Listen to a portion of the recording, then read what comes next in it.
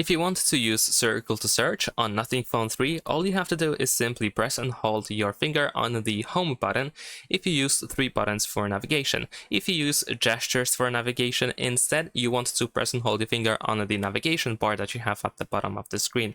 So once you do that, once you press and hold your finger, then you can either tap anywhere in order to select the subject that you have on the screen, or you can draw a shape around this object in order to get Google search results. So for example, let me actually go, let's say, to the Google app, and then over here we can press and hold the finger. And if I tap, for example, over here, then I can try to find information about this this character.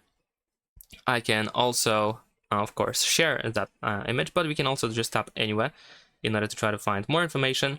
In case you want to select only for example, this section, then of course we can draw the shape around it, and then we can get Google search results. And that's pretty much it. Thanks for watching, leave a like and subscribe.